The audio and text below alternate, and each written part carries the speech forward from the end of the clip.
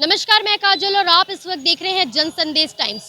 वाराणसी का सबसे व्यस्ततम इलाका दालमंडी, जहां पर चौड़ीकरण परियोजना ने अब तेज रफ्तार पकड़ चुकी है।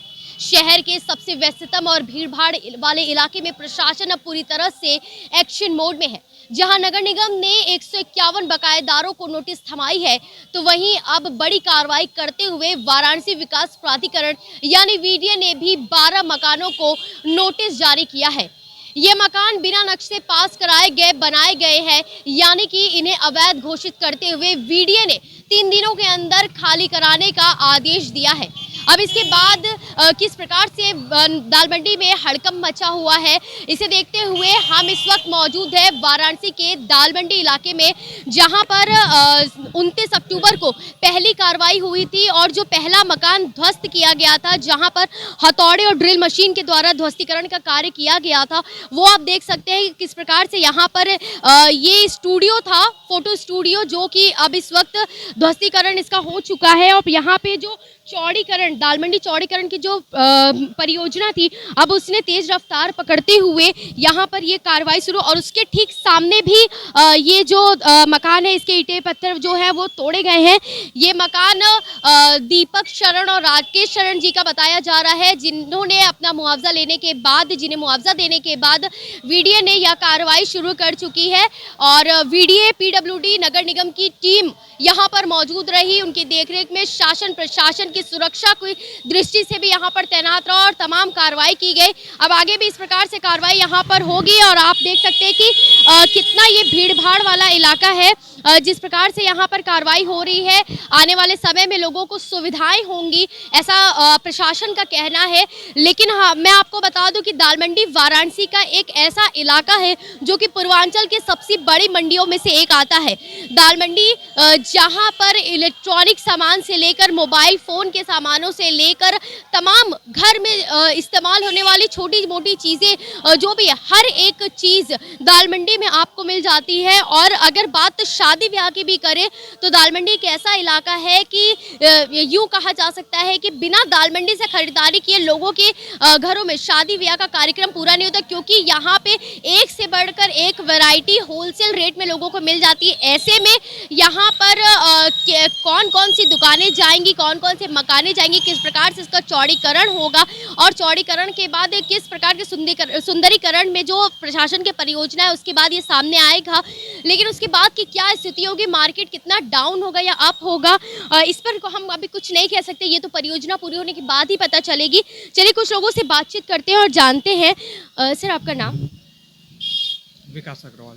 जिस प्रकार से दालमंडी चौड़ीकरण की परियोजना इस वक्त चल रही है, क्या लगता है कि आने वाले समय में इसका क्या देखने को मिलेगा? आने वाले समय में तो कुछ कहा नहीं जा सकता है कि जिस हिसाब से ये चल रहा है तो हर किसी की रोजी रोजगार जा रहा है इससे। तो अब वहाँ पर पहले बसाने का काम गवर्नमेंट करे, फिर उजाड़ने का बारे में सोचे। लगभग 17.5 मीटर चौड़ा होना है सड़क, तो क्या आपकी दुकान का भी नापी या कुछ ऐसा है? हाँ, हमारी भी है, पूरी दुकान जा रही है। मुआवजा ले चुके हैं? नहीं, हम लोग तो किराएदार हैं, तो किराएदार के लिए गवर्नमेंट कुछ भी नहीं कर रही है। अब जो भी मुआवजा आपने निश्चित किया हुआ है तो मकान मालिक को ही जा रहा है। कोई अधिकारी से कोई बातचीत? नहीं, अधिकारी से तो बस कोई भी ऐसी बातचीत तो नहीं है कि मकान मालिक को ही केवल मिलना चाहिए, यही चीज़ है। और हम बातचीत करते हैं और भी लोगों से और जानते हैं कि जिस प्रकार से ये जो परियोजना चल रही है उसे लेकर जो हड़कंप मचा हुआ है उस पर क्या कहेंगे ये? हमारा नाम वसीम खान है बेटा। ये जो दालमंडी में चौड़ीकरण की परियोजना अब शुरू हो चुकी है, इस पर क्या कहेंगे? हम क्या कहेंगे, कुछ नहीं कर सकते बेटा, जो ऊपर वाला चाहेगा वही होगा। नापी में आपके दुकान भी है? हमारी दुकान खत्म हो गई, हम बर्बाद हो गए। क्या रास्ता बनता है? अधिकारियों से कोई बात? कोई बात नहीं हो रही है, कोई भी अधिकारी बात सुनने पर तैयार नहीं है। वो मकान मालिक से बात करेंगे, किराएदार से नहीं करेंगे। व्यापार कितना असर देखने को? खत्म हो गया, बर्बाद हो गया बेटा, बता तो रहे तुमसे। ये यहाँ से नहीं सड़क, तुम जाओगी नहीं सड़क तक, 5,000 आदमी रोड पे आ जाएंगे। आने वाले समय का सेटलमेंट कुछ सोचे? अब क्या बताएं, कुछ समझी में नहीं आ रहा है। यहाँ जाइए, अधिकारियों से बात करिए तो वो कह रहे हैं कि आप मकान मालिक से समझिए। हम लोगों का कोई रहबर नहीं है। दालमंडी एक ऐसा इलाका है जहाँ पर अधिकतर लोग किराए पर हैं, किराए पर दुकान लेकर, किराए पर घर लेकर रह रहे हैं। और अभी जिन दुकानदारों से हमने बातचीत की है उनमें ज़्यादातर लोग भी हमें यही मिले कि जो किराएदार हैं, किराए के तौर पे यहाँ पे बसे हुए सदियों से पीढ़ी दर पीढ़ी अपनी दुकान यहाँ पर चला रहे हैं। लेकिन अब जो मुआवजा भी यहाँ पर मिलेगा वो भी मकान मालिकों को मिल रहा है। ऐसे में किराएदार कहाँ जाएंगे, उनकी रोजी रोटी बर्बाद हो चुकी है। इसे लेकर लोगों में जो संकट के जो दौर चल रहा है कि उनकी रोजी रोटी खत्म होने के कगार पर है, इसको लेकर बहुत लोगों में क्या है, शंका नजर आ रही है। लेकिन ये शासन प्रशासन की परियोजना है। मुख्यमंत्री योगी आदित्यनाथ के निर्देश के बाद ये सारी चीज़ें जो एक्टिव मोड में आई है उन पर ये कार्रवाई चल रही है। कुछ और लोगों से बातचीत करते हैं। आपका नाम?